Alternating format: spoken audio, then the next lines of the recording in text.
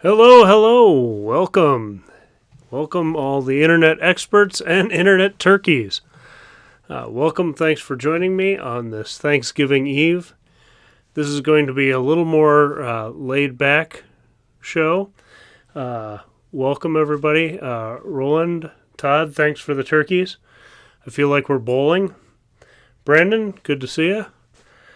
Hope everybody's doing well and got good plans for either chill or big Thanksgiving, however you want to do it, however you are doing it. I know Roland's working, so he gets the lucky roll of the dice there. Sorry about that, but at least you've got FSD Beta to play with on your way back and forth to work. So that's something. This is going to be a little shorter episode, which some of you might be cheering now for. But I did a 2-hour interview this morning with a guy from Minnesota named Joe Mack, and he has been driving a Mustang Mach-E since mid to late June, and he's already got 17,000 miles on it. That's without road tripping. That's his daily use. And so I'd been wanting to do an interview with someone who'd been, spent a lot of time in the car, and he definitely fits the bill. So we had a great conversation this morning. I'm going to be editing that in the next couple days and hopefully have that out for you Sunday.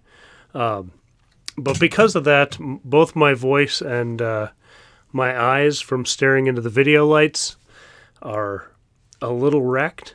So I thought we'd just have a chill hangout tonight, not talk about anything mind-blowing or important, give you my impressions of FSD 10.5. But since Brandon's in the chat, he might be able to give us some more insight into when his next few Lucid videos are going to be coming out. Because I watched that, his drive impressions, and really good video. Really dug into is probably the wrong word, but kind of like I had with the Mustang Mach-E, a little bit of time of figuring out, playing with the screen and stuff, and some driving dynamic experiences. And so he's got a really good video on that, and not sure, if you aren't subscribed, you should, to follow their adventures and see the additional Lucid content that he's going to have out there. He had a great question on, I think it was Facebook, of would you rather have the Plaid or the Lucid, and some interesting responses there. I'm really hoping Lucid does well and gets their production ramped up and really takes off. I don't think it's, you got the people who are in it's a Tesla killer camp. You've got the people who are, it's a fraud camp. I think those are both kind of a little too extreme, where I think it looks like a really nice car, and it's going to be right at the right price point for a lot of people. And the people who are going to prefer that are going to love it, and the people who are going to prefer the Plaid or the Model S Long Range are going to love it.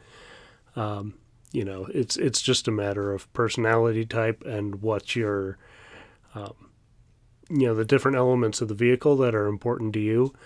Aesthetically, I'm not crazy about the Lucid, so that's just a personal preference. I'm not crazy about some of the body lines and things. But a lot of people are, and that's good. We need to have EVs for everyone. So, I'm looking forward to seeing more content on that. And it was really cool. You got to fly out to Nebraska, of all places, to get that experience. But pretty cool. So if you haven't checked out that video, check it out, and check out the other ones.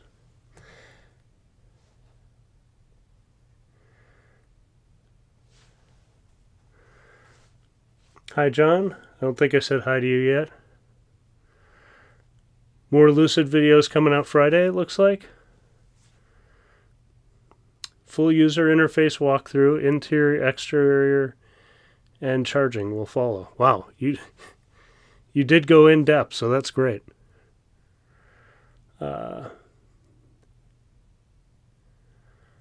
Yeah, I think that's the thing. A lot of people with heavy personal investments, some of those are probably financial heavy investments, and some of them have just, so planted their. But on one hand, that's bad that people are so rigid in their ways of thinking. But you've got, talking to Joe this morning about the Mustang, and he's like, I can't believe that, like, one of my gripes is that they called it a Mustang, because just call it the Mach-E, because the Mach-E is great.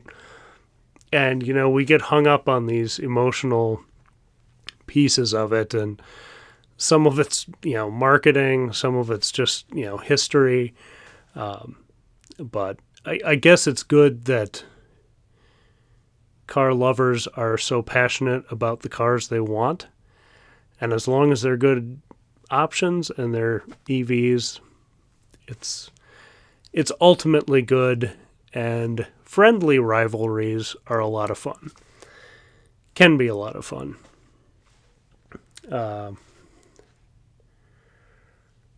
The trunk opening is dumb. I haven't seen the trunk open, at least not up close.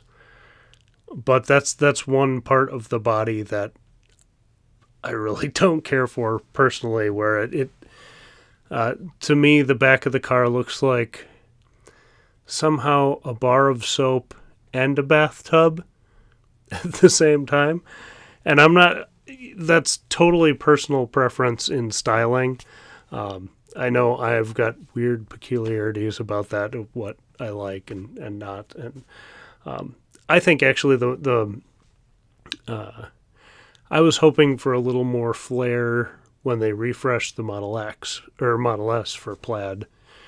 And it's fine, but I was hoping for something a little more dynamic.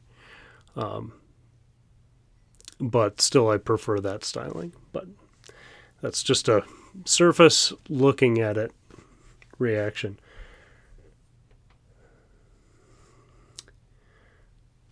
The trunk, you whacked your head 3 times. Was that on the trunk or getting in and out?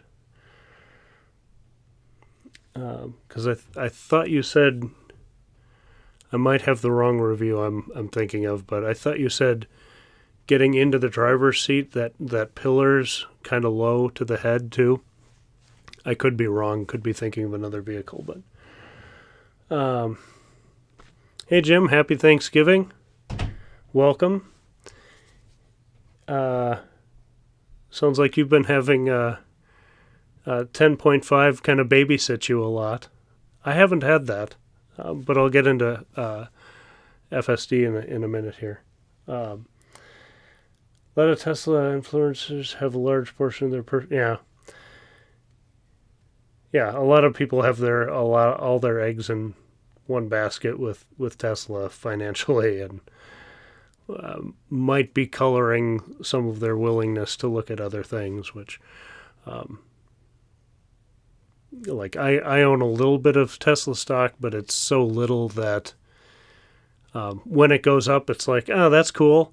And if I lost it all, obviously it wouldn't be great, but I'd just be like, oh, that was dumb, and move on. So,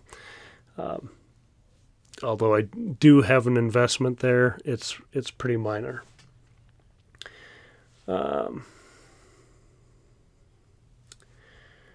Wouldn't want to deal with collision repair on the front or rear. Huge panels. Yeah, it seems like big sections wrapping around.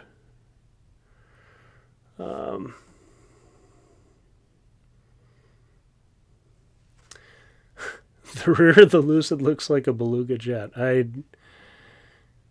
have not seen a Beluga jet, but now I need to look that up. I will do that. Oh, you hit your head on the trunk, yeah. Yeah, it almost seems like a glasses case, where it kind of swings up above itself and then it just kind of sits there. Where Maybe it would make a good thing for an action movie. You know, it's flipped up and you ram the bad guy's face into it.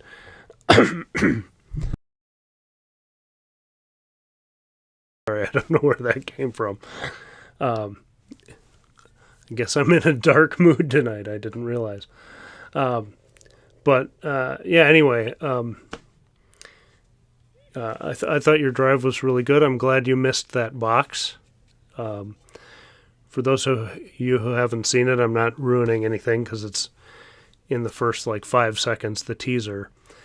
As he's driving in this $150,000, $60,000 car, driving in Nebraska on the highway, and a box flies out of the back of a pickup like a lane over, but it lands center in his lane. And so there is some quick braking and moving around that, which it seemed to do pretty well, so that's good. It was. I would have needed new pants after that one for sure. 170,000, yeah. Hitting a box, even though it may have been light, that would have been a doozy.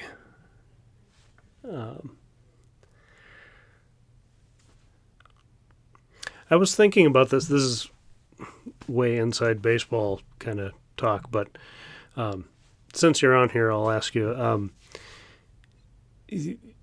As I was driving around the Mach-E, I thought, my insurance company has no idea I'm doing this. Obviously, you can test drive cars anywhere, anytime. But, doing it as a reviewer, I was wondering, do you have any special provision insurance for when you're doing stuff like that? Or should I be thinking about that, I guess, is the question.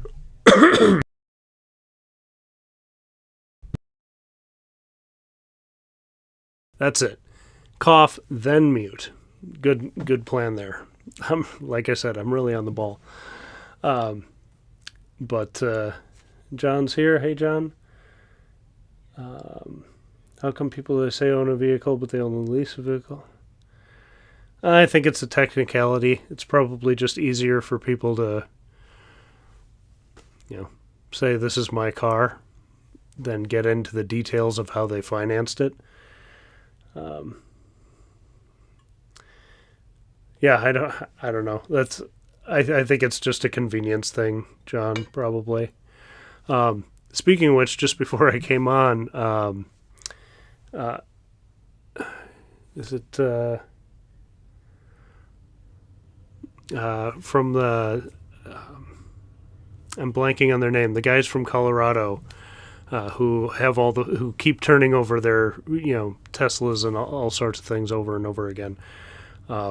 They had posted on Twitter, should I get these new $20,000 ceramic brakes for the Plaid? And Elon responded to them saying, do it, which is kind of funny, kind of like, hey man, don't pressure me. But then they were like, yeah, now we got to do it. So apparently they'll probably do a video on that once they get that and see how the driving dynamics change having those stronger, much more expensive brakes on the Plaid.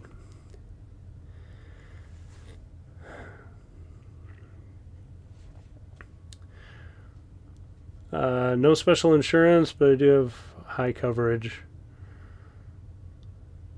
Yeah, I guess that makes sense. I was thinking, the manufacturer events would have it, but I was thinking of when you were driving with in Nebraska that probably wasn't. They probably weren't going to be too keen on covering that, but you never know.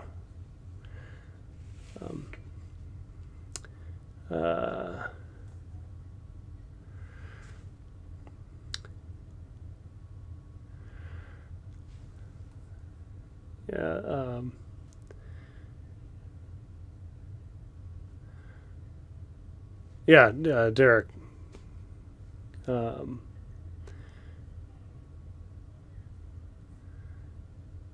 Eric, yeah, Eric. Yeah. Anyway, so it'll be cool to see if they come out with a. Sorry, that was a lot of dead air time as I caught up reading. Apologize for that. Um, yeah, it'll be cool to see what kind of video they come up with testing those brakes, because I know they do. They've done some track stuff and stuff in the past, so that'll be cool.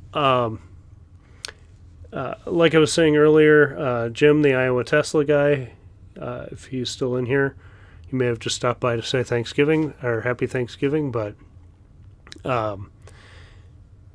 he, I think, posted on Twitter that he was getting a lot of warnings with Beta 10.5 of making sure he's paying attention, not picking up the cell phone even at stoplights, and things like that, or trying to change a setting on the screen and it's giving him the warning. Again, it sounded like even at stoplights. I haven't had any of that, but I haven't had a ton of time to... hi, Jim, again. I haven't had a lot of time to play with 10.5. My first couple drives with it were pretty bad. I was trying to make it do U-turns on busy roads, so that's stuff it's going to need to figure out, but I don't feel too bad that I had to take over in a couple of those. But a couple times it's just kind of jumped into the wrong lane and, been stupid. So I might recalibrate the cameras, go out and try it again. I was really hoping, it would be relevatory.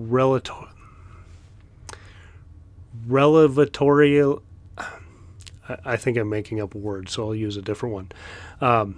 I thought it would be like a revelation because so many people on Twitter were saying how good it was for them.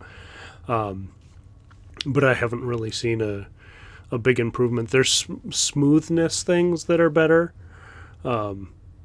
where, when turning, it's not, a couple jerks of the wheel. It's even pressure of the wheel to make a nice arc.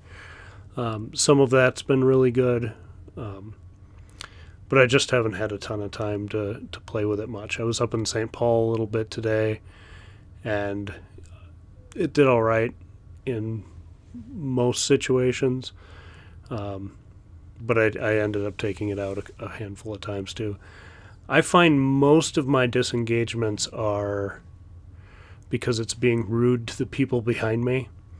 And it's not necessarily doing anything wrong, but a human wouldn't take this long to make a decision, or, someone's really riding you and it did a weird thing a block ago, or, a block back, and that person's still riding you and you don't want it to do it again. So you just disengage, get them out of your way, and then re-engage. I know not everybody has that concern as much as I do, but I get so frustrated when I'm behind people doing stupid things that I can just feel like, oh, I'd be so annoyed with me right now. So that it's like I'll disengage, go again, in another spot. I found a really good route where it's kind of through neighborhoods and things, and on 10.4 it was making a lot of mistakes. And so I kept trying that. And 10.5 fixed some of those mistakes and then made one new one. So, it's the 2 steps forward, 1 step back kind of thing. And I was hoping it would be a little better to show off for Thanksgiving, give some people some rides, but I think I'll just keep it to myself for now and just say, yeah, it's a work in progress. And we'll kind of see. I'm excited to see, my big thing through this whole deal is what's the rate of improvement and what are we seeing? And like I said, I'm going to recalibrate the cameras, see how that goes. and see if 10.5 gets better for me. There are a couple places I know I've driven where it was downright bad on 10.4, and those have smoothed out. So one example is, and this was in my video I posted, of the entrance ramp to the highway. From my neighborhood to one of the main roads, it wants to do an on-ramp and off-ramp, kind of cloverleaf, but it's not quite a cloverleaf, to just jump through past a bunch of stoplights. You jump on the highway for an exit, and it's really slick. And it kept wanting to go into the HOV lane, so there would be very light traffic, but again, people behind me, and it would just jerk over to the HOV lane, kind of following that right-hand line, while the main traffic was going, further left. And so I'd have to correct it and get in the proper lane. And now on 10.5, it didn't even consider going into the HOV lane. So a lot of disengagements from me.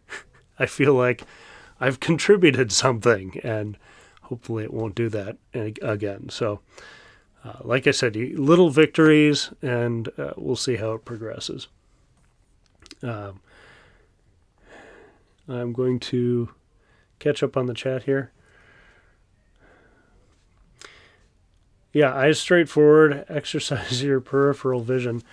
I haven't been getting those warnings, but I have noticed I'm so focused on the road, I'm hardly even seeing what's on the screen most of the time, because I am just so zoned into, right in front of me, or, what's coming up, what's around that turn.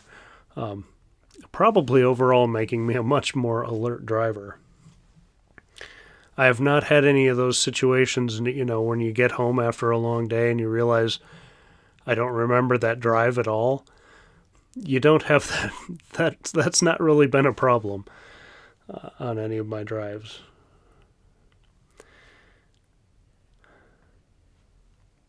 Let's see. Hesitates too much. Cars are 1,000 feet away, and the car doesn't turn. Yeah, I've had a few of those. Or it stops too far back from the stop sign.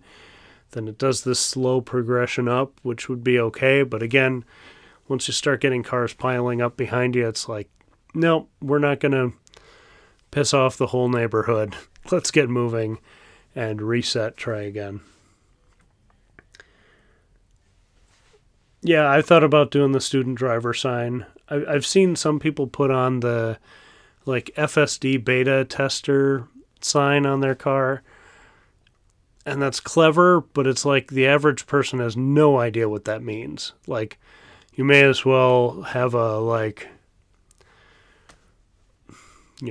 vote for Brian Reeby, sticker. People aren't going to know what that means, but a student driver thing at least clues them in of, oh, I got to watch that car a little closer. So I've considered doing that too. Auto high beam needs work, yeah. I've been turning that off every time I engage in the suburbs here, because it's just like going down a neighborhood road. You don't need high beams, or some of these roads in the suburbs that might be a few lanes wide, but you don't need high beams. So I've been shutting those off almost right after I engage FSD Beta.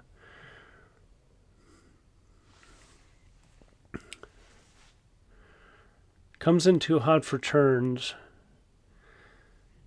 and it's more confident in unprotected left turns. Well, that's good. I've actually had, with coming in too hot, there is a, not major road, but I guess technically it's a highway, but it's a small through suburbs highway not far from my house. And so you're coming down a hill at 50 miles an hour, 50 degrees, 50 miles an hour, and you take a right turn, and it's a 90-degree right turn, and if the stoplight doesn't stop you, the traffic behind you is going 50, and you got to almost come to a complete stop and turn. And in 10.4, it was nailing that. Like, I was amazed because I kept expecting, like, okay, I'm going to have to take over. There's no way it's going to do this move this fast and make this sharp 90-degree turn. And it nailed it, and it seems a little more hesitant in 10.5. It's still acceptable, but I liked what it was doing in 10.4 a little bit better. And it didn't slam on the brakes, but it took it exactly how I would. So I think that's just going to, that's going to be one of those things I bet they're going to have to just tweak back and forth to find a sweet spot, or the AI is going to have to tweak back and forth.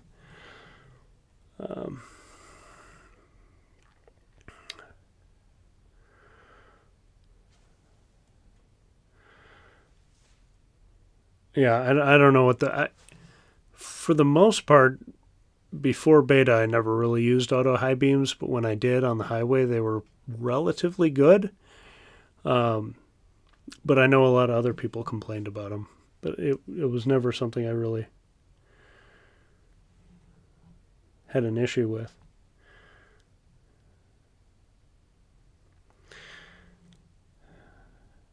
Yeah, capacitive steering wheel, that would be nice. Because, yeah, a lot of times I'm either putting too much or too little torque on the wheel. It would be nice. I don't know. I think they'd have to replace the wheels, and it would just be something going forward. I could be wrong, but I don't think that's something you can add into. Like, that wouldn't be a software update. They'd have to actually put something else in the steering wheels, wouldn't they? I'm not real smart or an expert at anything.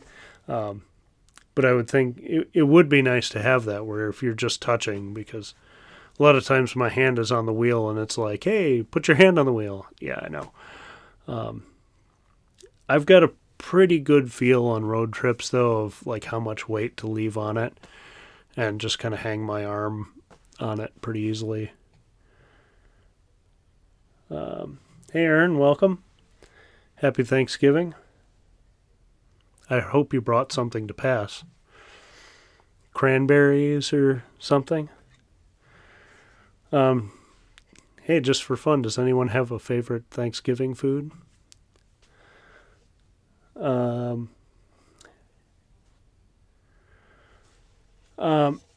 Auto high beam is required to engage FSD Beta. So when you turn it on, it auto turns on. But you can push forward on the left-hand stalk, and it will turn those off. And Beta will continue to work.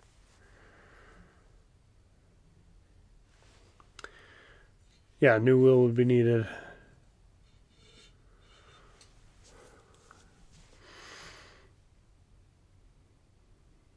Yeah, I don't know if they'd be able to do that. That's beyond my knowledge. That sort of wizardry is beyond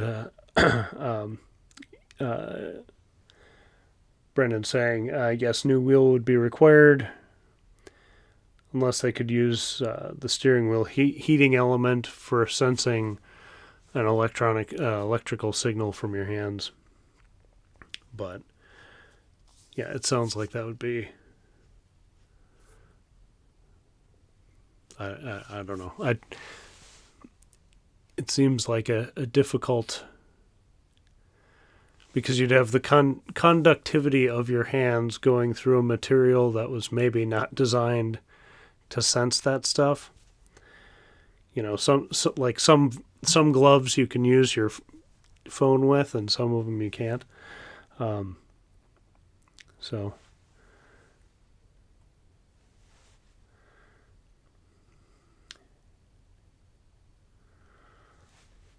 Yeah, face recognition using the inside camera will make the steel sensor obsolete. No need for any sensors.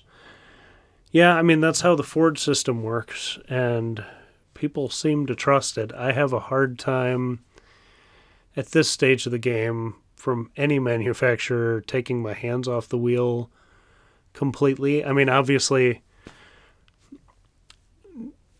don't do what I'm about to say here, but, obviously dealing with a child on road trips and you're on a dead stretch of highway through North Dakota and you need to reach back and pick up a dropped toy and you've got autopilot on and you know what autopilot does well,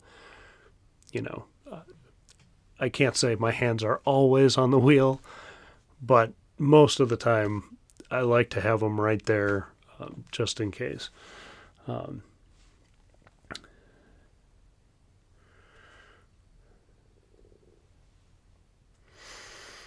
Skipped Thanksgiving and went to Great Wolf Lodge for our celebration. Nice. Well, that's a way to do it too. That's fun. I hope you're having a good time.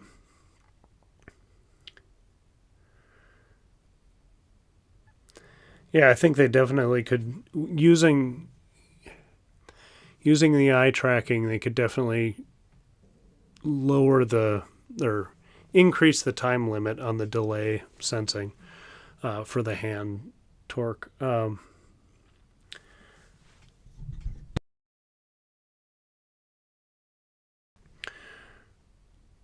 Yeah, I think with the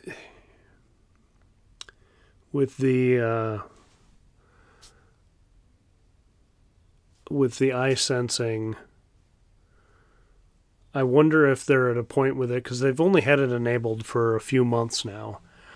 And it might be one of those things that they don't want to take the torque away until they have enough data and are sure they have their, like eye tracking systems working right. So there might be some quality assurance going on in the back end of, okay, when we're seeing this, we are really seeing that. And so maybe that would be something that would be coming down the road when they get more data on it and are a little more sure of it. But I don't know.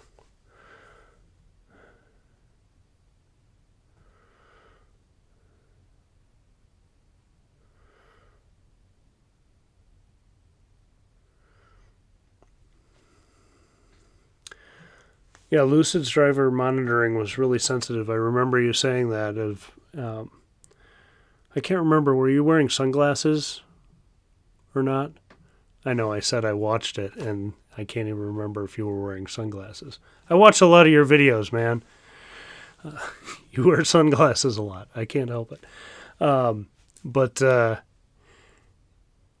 wonder if that was part of it, or if it was just monitoring where your head was going. Oh, you were? Okay.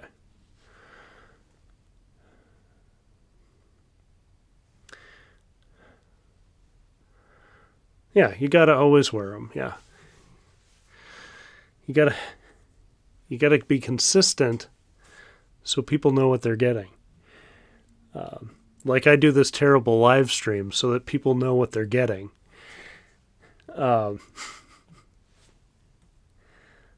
Take your frozen. John's got all the hacks. Just keep your hands on the wheel, John. Keep your hands on the wheel, man. We have 3 non-meat eaters going to a steakhouse for Thanksgiving with Kaylee's fam. Wow, that'll be an adventure. I had that conversation with my mother because my wife's vegetarian, and she was like, "Well, what's Ellie's favorite, vegetarian dish?" I'm like, I don't know. She grazes a lot, or we have like bean enchiladas or something, but bean enchiladas and Thanksgiving are not really. I don't know. It seems there's nothing wrong with it, but it seems a little odd. So they'll come up with something, I'm sure. I would think a steak place might have some good salads or something. I guess it depends on what kind of a steak place, though. Are you guys up in the Northeast with Kaylee's family? I thought you went to visit them up there, but like over the summer or something. Tofu chicken, yes. Okay, yeah, I haven't seen Sarah's recent videos. I know she's been posting, but I've been having a heck of a time keeping up with all the content out there, and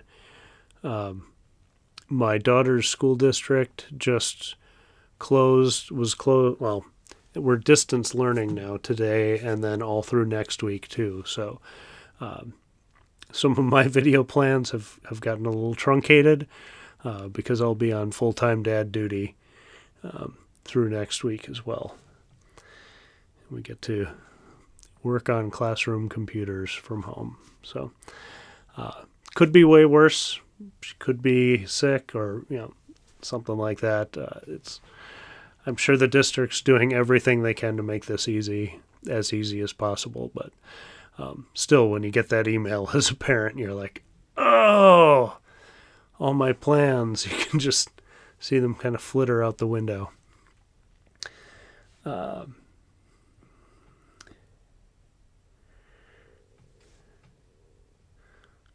So I've been doing a lot more Sesame Street watching than Tesla video watching. Or EV video watching. I haven't seen Tom's... Brandon, you posted about this on Twitter too. I haven't seen Tom's lucid charging test, but it sounds like it was pretty impressive. So looking forward to watching that. I might watch that as I unwind tonight. Yeah, the post you had on Twitter was very was someone questioning Tom's ethics. That's not the exact word. Credibility on testing the Lucid. It's like Tom's tested everything and been in the EV space forever. Like, you don't have to agree with everything he says or everything he does, but saying he's a shill for Lucid is pretty preposterous. And like someone's like, you're putting your whole reputation on this. It's like, I think he knows what he's talking about, guys. I think it's going to be okay. But I definitely do want to catch up on that video.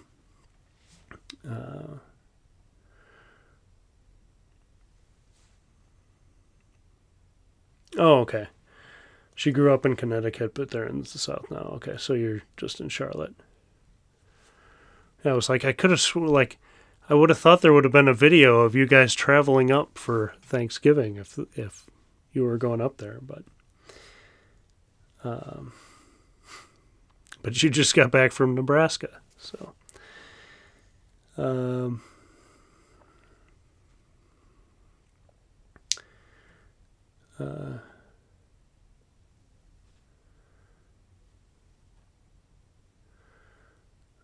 The comments on Tom's video are nuts, Brandon is saying.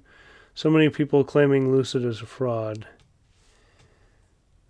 Tom is as reliable as they come. Yeah, Tom had beta EVs from BMW in 2009. Yeah, I mean, he's talked about that a lot, that, like,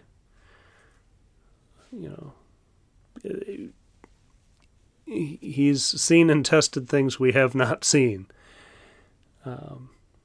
And talk to people who we don't even know are important behind the scenes. So,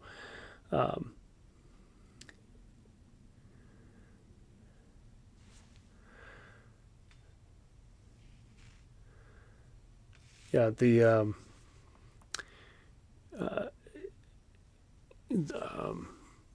sorry, I was reading comments and got kind of lost there. But yeah, Tom Malogney from Inside EVs and State of Charge, he does really in-depth, charger reviews of, the home vehicle electric vehicle service equipment, they call it, but what the layman would call the charger that comes with your car, or like the little charge point, or like charger units you put on your wall that connect to your car.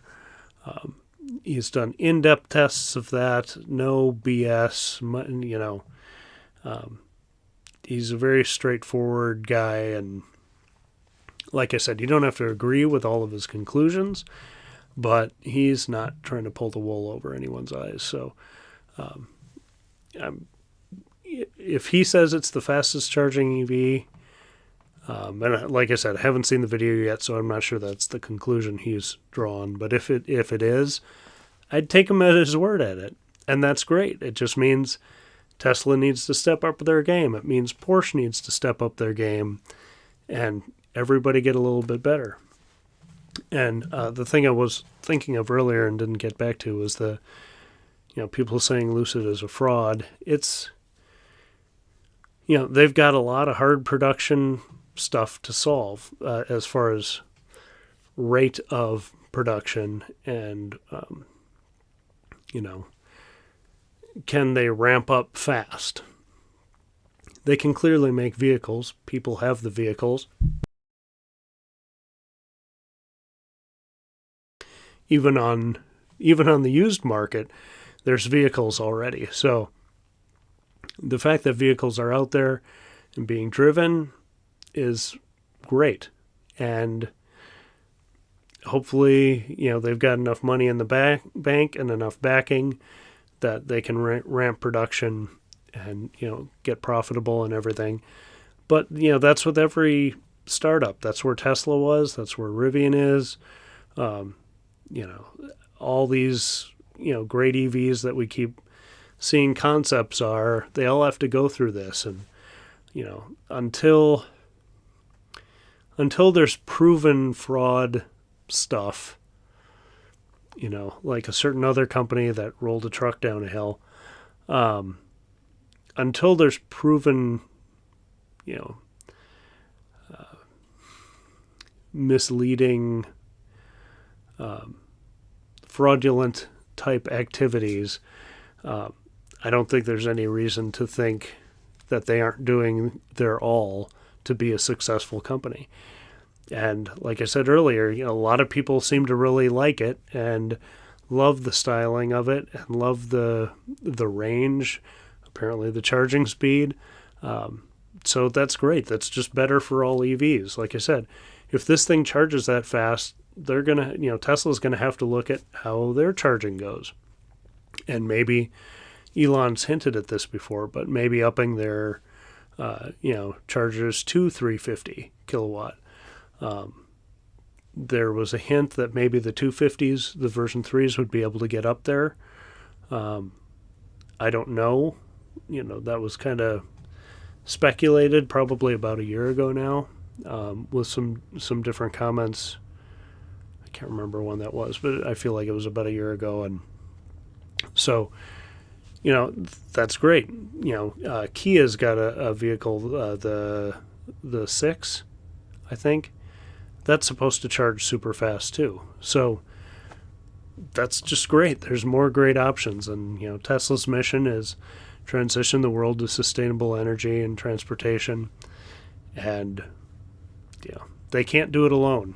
As much as some people might like them to do it alone, that's one part of the conversation I had with Joe this morning too, is, it's great that Ford is seeing the opportunity that they have if they can just produce enough and get into it fast enough.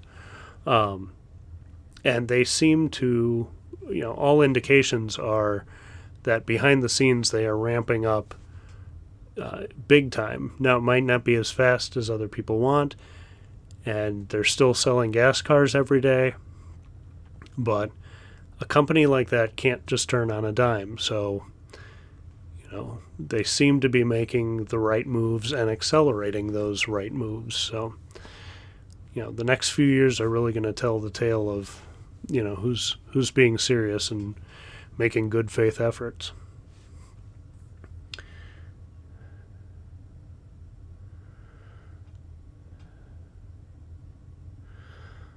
The name of Tom's videos, he posts on Inside EVs and State of Charge with Tom Moloughney. I'm not sure what the name of his specific lucid charging video is, but I would guess if you typed into YouTube Tom Lucid Charging, that's probably going to be the top hit. Tom, by the way, welcome. Happy Thanksgiving. They're basing it on charging losses, yeah. 134 kilowatt hours to charge at 100%. But the pack is only supposed to be 118 kilowatt hours. But yeah, at 300 kilowatts, you're going to get some losses, especially if it's charging fast. Yeah. Yeah, John got his advice on the ChargePoint charger, and Tom knows what he's talking about.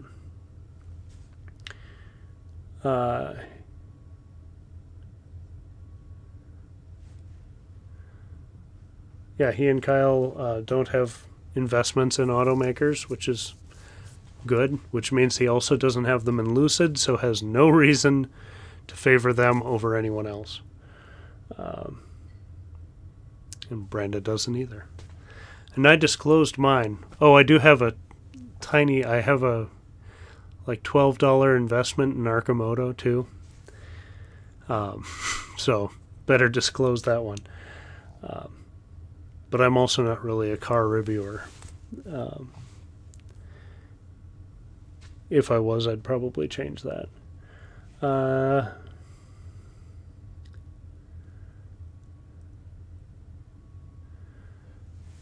Yeah, more EA stations, Electrify America stations are coming to Minnesota, hopefully.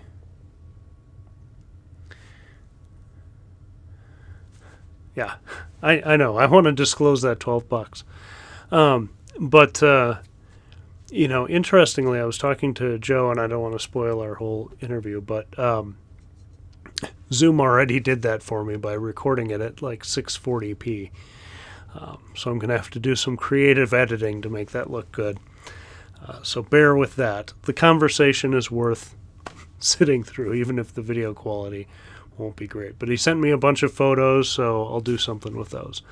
But yeah, he was saying he hasn't, I don't think he's even been to the Woodbury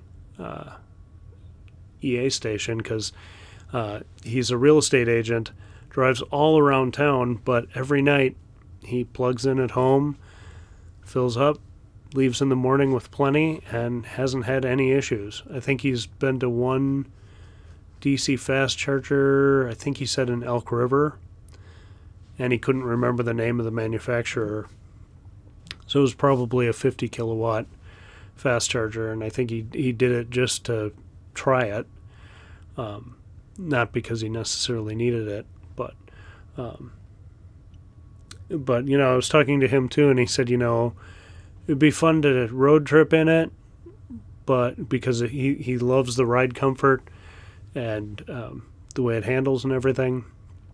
But he was saying anywhere like more than 2 states, my wife insists we fly, and that's how most people are. Even 2 states is too much for some people. He's like, I'd probably road trip it to Chicago, but nowhere else. And really, that's how a lot of people roll. Obviously, present company excluded. And we're planning this monster road trip too. But, like with our trip out to Montana, Ellie flew there to meet us. And like our trip to Florida in February, Ellie's going to fly there and meet us because she doesn't want to spend a couple days on the road. Both from that's too much time in the car, probably with me. But, it is a lot of time in the car. And then, it's also time off work. And so it's much easier for Joan and I to drive. And then she flies down, meets us. We have a nice time. She flies back. We'll drive back. So, And I'll get more details on that as we kind of figure that out through the holidays. We've got a place on, or I can't remember if it's Cocoa Beach or if we settled on Marathon Beach. I think they're right next to each other pretty much. But we're going to head down there toward the end of February.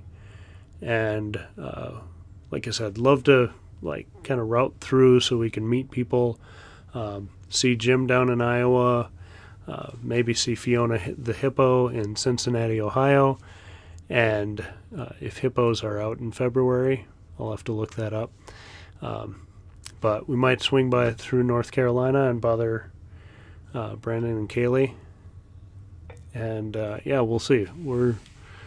We'll turn it into some kind of trip. I'm sure I'll come up with a stupid theme for it and everything. Because that's just how I roll. But it should be a pretty. I think we're going to spend almost a week down there, and this time we're not doing Disney, which is kind of a bummer. But one of the big lessons from the summer road trip was just do one thing and do it well, and enjoy yourself and relax on a vacation. So trying to throw too much in, we're going to already do Kennedy Space Center and then just kind of hang out at the beach and do beach things. Walk around the towns or whatever, but keep it pretty simple. So yeah.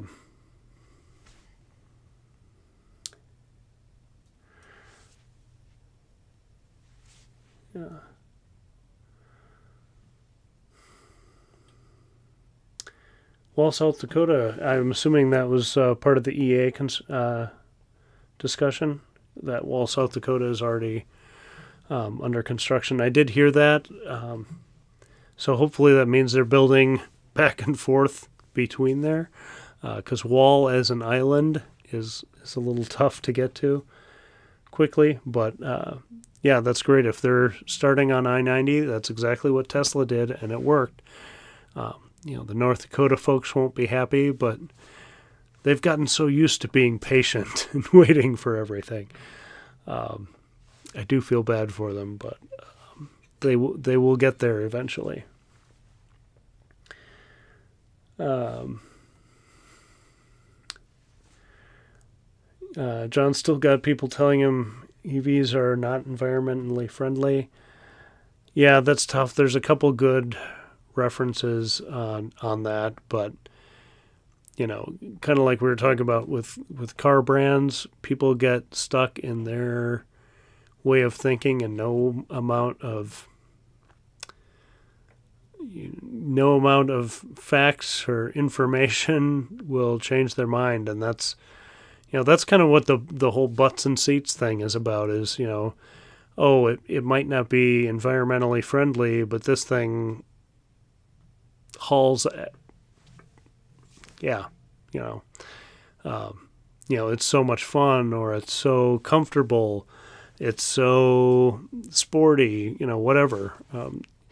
And again, that's why there needs to be more variety of EVs. But those people you can't convince other ways.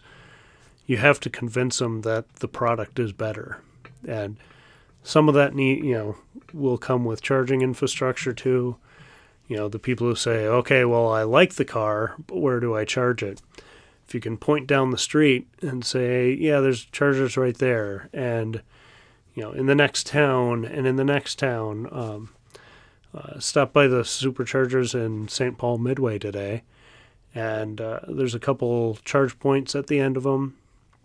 I didn't count how many stalls. It looked like 10 or 12, but a good location right off of 94, and right by the soccer stadium and everything.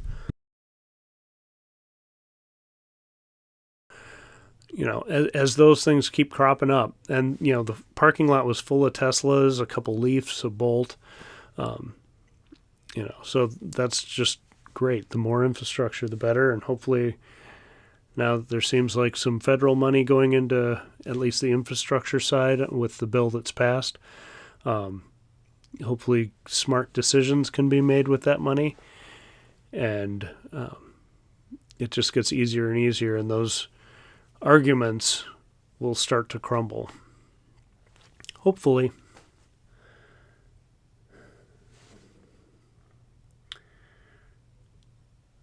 Yeah, most people don't do road trips like you guys did. You guys did far more than we did, but I've even had some like, why would you do something like that? It's like, for the adventure. And even my wife is like, do you really want to do this trip, just you and Joan, like driving all the way to Florida again? Like, yeah, it'll be an adventure. We'll have fun. We will probably stay in hotels more this time than sleeping in the car like last time, and not drive overnight all night. Because the last time we were down in that area, we were doing that, and being the only driver, it just wasn't smart or safe to be that tired on the road. So we're going to spend a little more money, but do it smarter and safer, and hopefully find hotels that have destination charging too. So again, we can put in more miles in a day than just just adding an extra charging stop.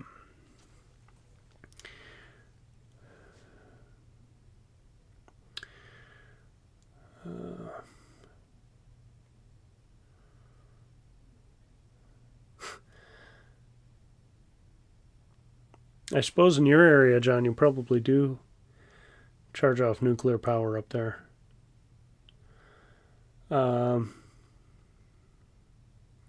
Brandon's got to film his December videos ahead of time. I'll be on a beach away from my car most of the next month. Wow, congratulations. That sounds fantastic. It is tough to stockpile videos up. I've got a few kind of half-baked on my computer right now. It's good if you can get those done in advance and give yourself a week or two off, or a month off if you can swing it. I've got this video of my interview with Joe this morning. Like I said, I'm going to try to do that on Sunday. Then I've got another just really simple, basic video about I took the aero covers off, put something new on, and just kind of changed up the look of the Model Y. And figured it's worth a good video through the holidays to just, hey, bought my car a little Christmas present. And then I'm redoing this really won't be released as a, big video, but I'm redoing my channel intro, because the last time I did that was when the channel split into 3. And now that it's been almost a year since I did that, nobody cares about that anymore. So I'm just going to do here's the gist of the EV channel in about 40 seconds. And so that might come out in the next couple days, just for new people coming to the channel to get a sense of what I'm doing. And then this morning I had the short version of the St. Peter Supercharger meetup, but I just took that, crushed it down into I think 2 minutes for the Now You Know channel's Supercharger review website. So uploaded that, but not a lot of people are going to want to watch that, or unless they're traveling through. It's a good resource piece, but not a great piece of content on the channel. But it is kind of nice to have a few things in the hopper. I will definitely let you know when we're coming through North Carolina. Because I do, obviously, if we're going to be on this big of a road trip, I'm going to be filming it. And so it'd be nice to see people along the way and, just bring more people on and say, hey, look at their channel. Hey, look at their channel.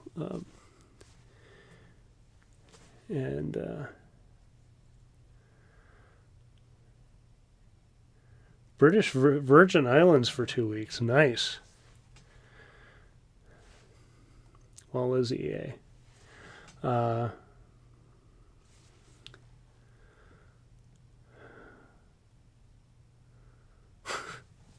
Yeah, John, I can make another video about how to change a flat tire.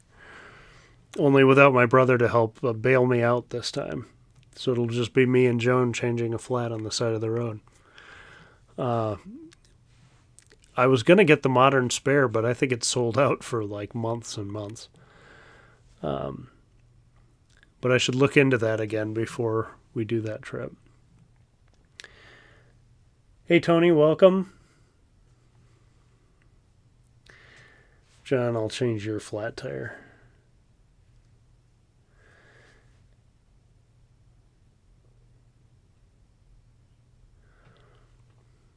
Yeah, Tony, what's your question? We're just kind of... This isn't a real topic-heavy night. Like I said, it's just a... just kind of a hangout, screw-around kind of night, because I did a big interview this morning, and tomorrow's Thanksgiving, and there's a handful of topics, but I don't know if anybody's seen Sandy Munro's latest rant. It was pretty good, but I think some of his other ones have been better. He didn't... The video seemed like it was really leading up to, and here's my conclusion, but he never did the conclusion, and he kind of did at the beginning, but I just felt like it just sort of ended, and then we're like, oh, we're hiring. So I don't think it was necessarily his most, like... I think the point he was trying to make was really important.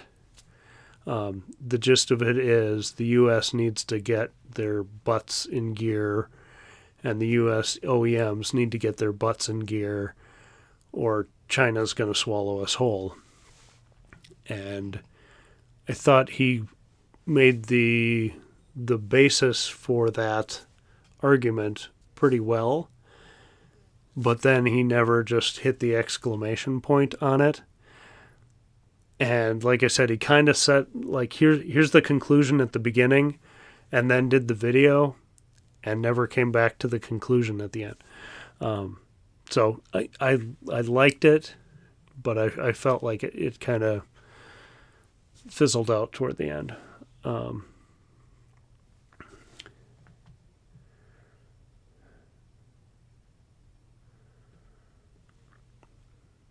Oh yeah, Martian wheels. That's a good idea. Because if we're road tripping, I mean, it's just the three of us usually anyway. With our family, unless my brother's along. But especially if it's just Joan and I in the car, the Model Y has way too much space for two people to do a trip in. Especially when one's 8 years old. So. We're going to have plenty of room if we want to throw a spare in there. So, thank you. Good idea. I will do that.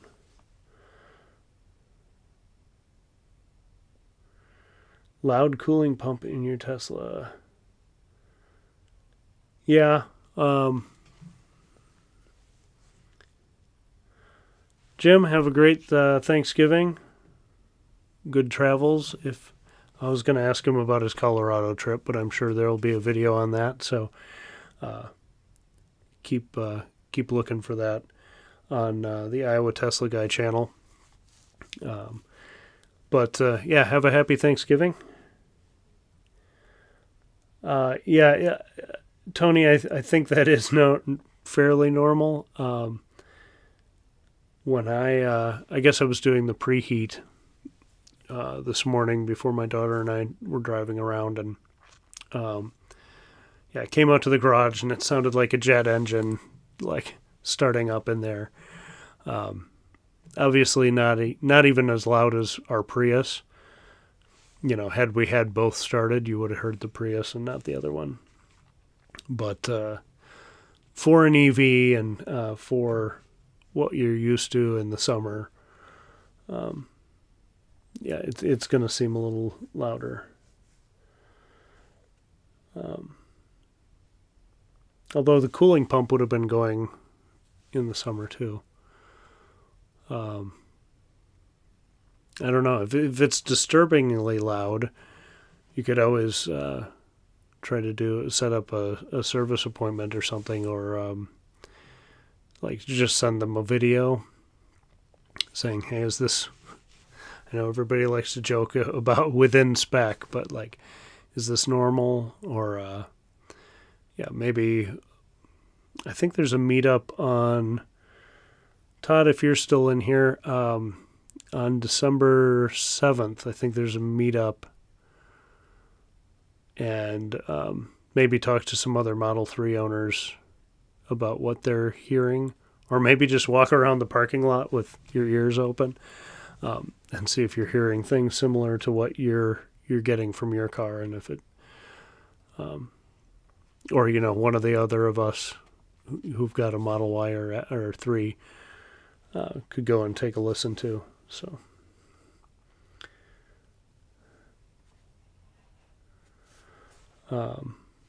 I've noticed more creaks and noises, and I think I had heard my first supercharging pop noises as the metal heats and flexes in the cold weather. You're gonna potentially hear some of that, some loud bangs or things. Trying to think of where I was, but I heard my first one of those, and I'm like, oh yeah, that's different than how the sounds my S used to make, but it's probably normal, unless you're noticing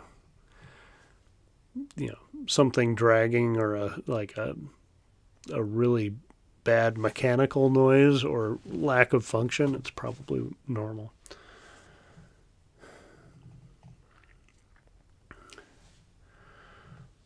Yeah, probably just keeping an ear on it, like you said, is the way to go.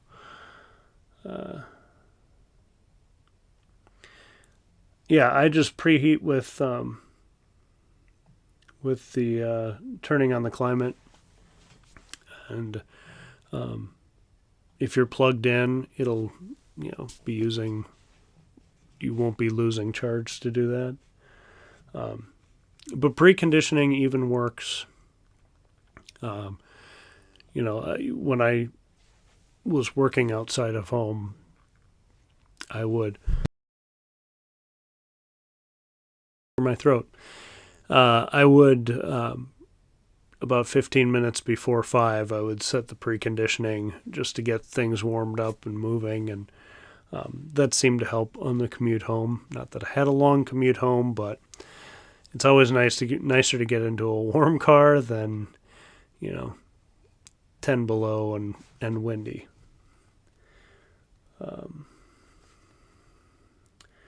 Third Act Craft Brewery, the Minnesota Tesla owner group, is going to be having a get-together. So people want to join up. I'm going to try to get that for there.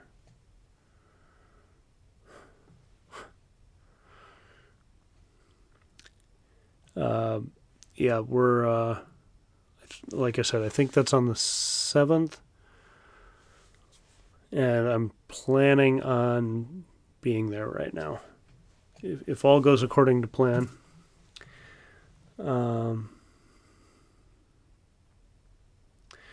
That's another great benefit, is putting it on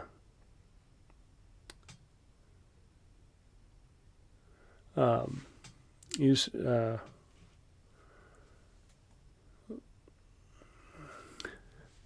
John's dodging bullets in North Minneapolis. Brandon says, I used to do 30 minutes to not have cold leather. Yeah. Or an hour with snow. That is, this is another thing Joe and I were talking about with the Mach-E. He's, starting to get cold weather, his first cold weather with his EV, and realizing, hey, I can precondition, warm the car up while it's in my garage, plugged in, get my kids in there, for the school run, and we don't even have to open the garage door, and, everybody stays warmer for longer. And he had the good point of, he's got, I think, 3 kids still at home, and saying that, you know, they're also not tracking snow and extra muck into the car, which is nice. So, but yeah, the hour plus thing Brandon's talking about. If it snows, you heat your car up, and that stuff just melts right off, and it is fabulous if you give it enough time. And everybody else is out there scraping and grinding, and you just kind of walk out to your car and see you later. So this can be, heated steering wheel is pretty nice. I haven't used mine much yet, but there are definitely days when it comes in super handy. And it seems like I said, that St. Paul Supercharger's open, Menominee's open, Toma's open. So for people traveling east for Thanksgiving from the Twin Cities Metro, hopefully this weekend and next weekend, all through, you know, Christmas and New Year's, hopefully that eases the burden on the Supercharger network, and people aren't having to wait, because I know the last several weeks leading up to those other ones opening, Eau Claire was just getting slammed all the time. Really through most of the summer, Eau Claire was just way too busy. So glad those are finally operational. NV3. So hopefully the throughput really gets cranking there.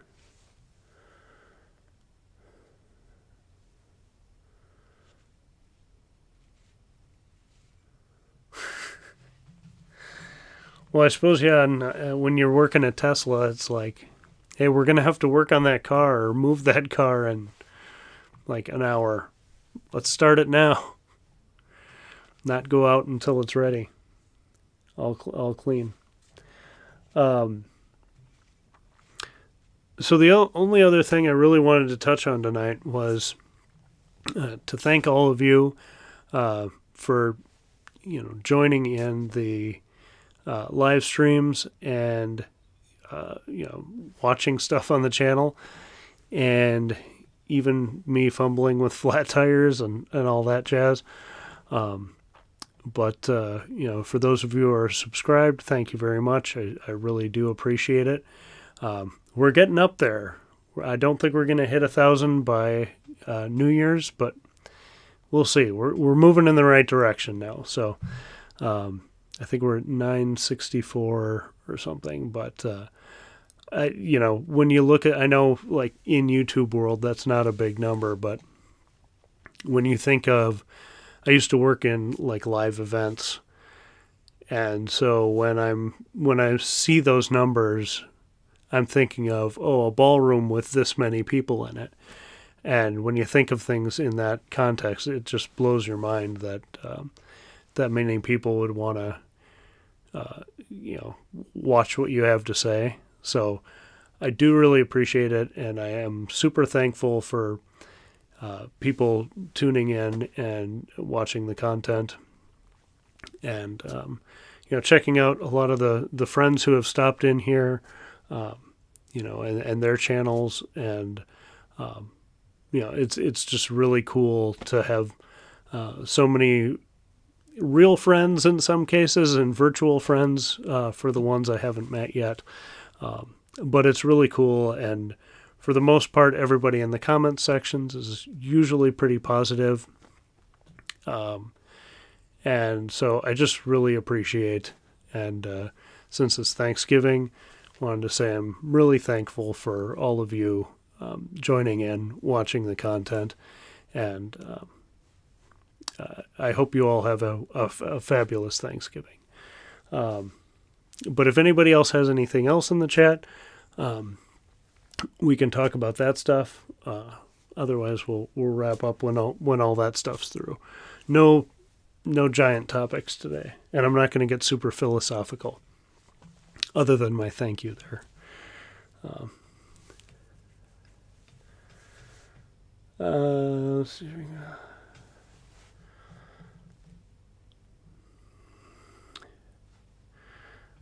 John asks, has Tesla ever opened up the network for free supercharging for everybody?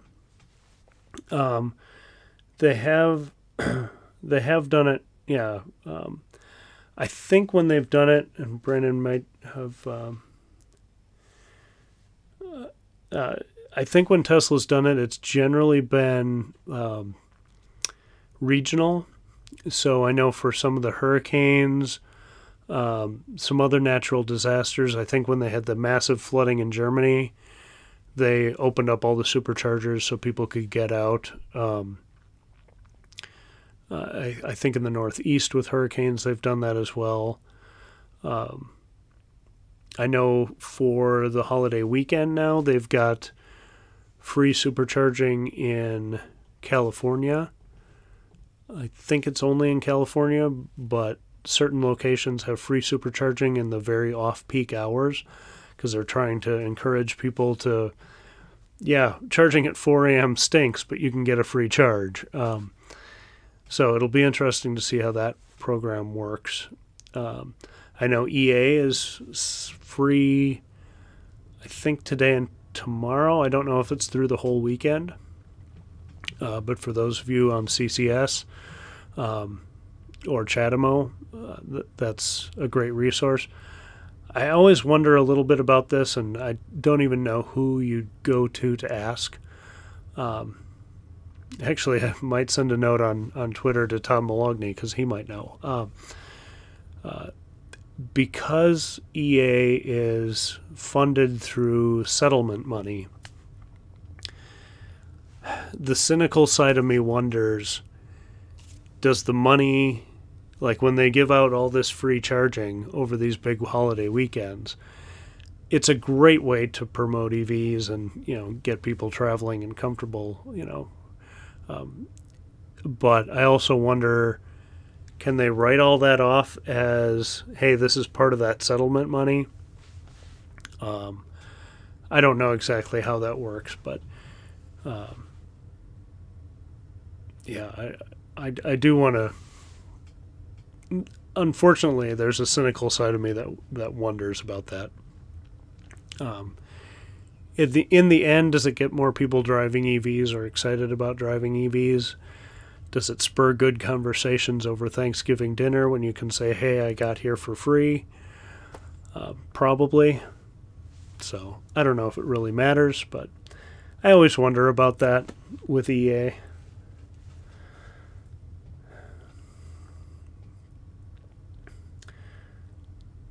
Yeah, the watch hours, Brandon, the fact that, people waste, I shouldn't say waste, people spend their valuable time watching content is just so amazing. It's such a good feeling to know someone especially when you do pour your heart and soul into something. Kyle had a post about, someone reposting his content, and they're like, well, we tagged you, it should be okay, right? We're giving you exposure. And it's like, they work super hard on their videos. Brennan and Kaylee work really hard on their videos, and I might not show on my videos, but I work really hard on my videos. And nobody's done this to me yet, but like I sympathize so much when, if someone were to steal that content. It's like, oh man, it takes a lot of work. Even some of the short videos, some of the shorter videos can take longer than a road trip video. When things are shot road trips are generally pretty easy-ish to edit because you're following the pattern, chronologically through the sequence. All your cameras generally have footage in sequence of when you did things. And you can kind of, put it together that way. But some of the shorter videos where you shot on multiple days, but it has to be interwoven and stuff, some of that stuff might not seem like it, but editing takes a long time. Exporting, getting it up on YouTube, writing all the descriptions and the tags and all that stuff does take a long time. So it is what I guess what I'm saying is that it is very rewarding when you've put all your effort into doing that, that you get good responses from it, and people are actually watching it. It's very rewarding. So again, this is meant as a thank you, not a side tangent rant, but just know that it is really appreciated to see your work appreciated. So, Tony, have a happy Thanksgiving.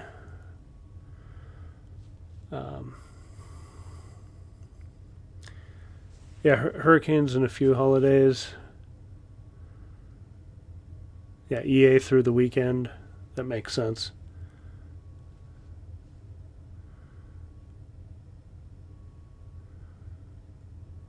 Well, I mean, yeah, everybody's... Some videos are a lot of effort. Some of them are not. It just... yeah, some of them, depending on what the concept is, you can just knock out pretty fast. This one I've got of the switching out my wheels. It's just, kind of a fun, here's something I did. Yeah, I was able to shoot that, probably in total in an hour and edit it relatively quickly. That stuff doesn't take much time, but it all depends on what you're doing. But yeah, time zones can make editing a road trip a pain. I got so screwed up on the way the time zone goes through North Dakota, between is it Bismarck and Dickinson, there is a time zone change. But then that time zone kind of wiggles around and then goes back toward the border with Montana. And we drove up, must have been I can't remember if that was the spring or last fall. Oh, it was the spring because it was right before we got the Model Y. My brother and I drove up to Williston to see Roland, and I was so confused because we drove into that time zone in Dickinson, then north out of that time zone, but you think of time zones being like vertical lines on the map. And when I was editing, I could not for the life of me figure out what time stuff was happening. It's like, how long did this take? Because time has no meaning in western North Dakota. So yeah, that can be a real crazy situation. I can't imagine, like, I guess maybe when you live there, you know it enough that it's second nature, but going north and south between Williston and Dickinson, and then east and west, it would totally throw me for a loop for a while. But that was a weird tangent to get onto. But really, I'll wrap up here, assuming I can this week actually hit the end screen video. We'll see if that works out.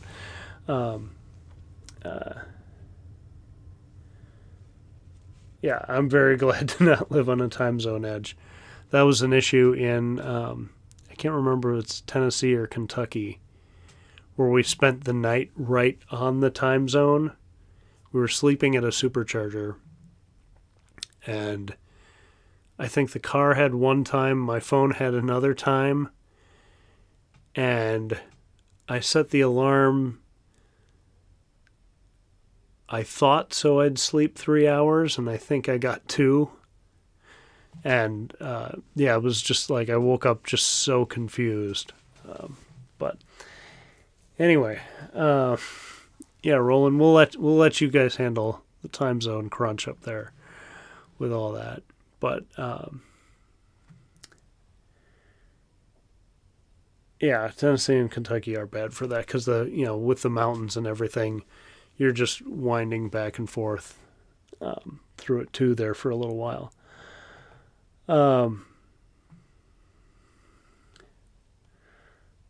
All-wheel drive. ID4 all-wheel drive. Media drive. Ooh, they did the media drive through time zones? I bet everybody loved that. Wow, that's in Chattanooga. That makes sense around there. Wow, that's I'm sure the roads were probably fun or the right place to do that test, but yeah, it does add unnecessary confusion. Unless they wanted everybody to feel like, man, this thing has so much range. We drove for 5 hours on one charge. I know that wasn't the case, but that would actually be kind of a stupid but clever ploy if someone wanted to try to do that. But anyway, I just want to say, again, thank you to everybody. And that's good. Brandon, why don't you do the cannonball run?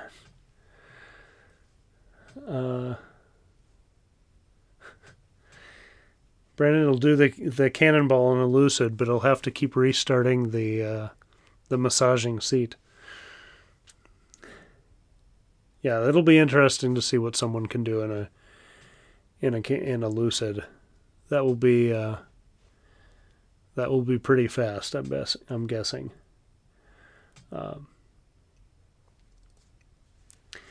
Yeah. Anyway, with that, I am going to wrap it up tonight and call it a night. I hope everyone has a fabulous Thanksgiving.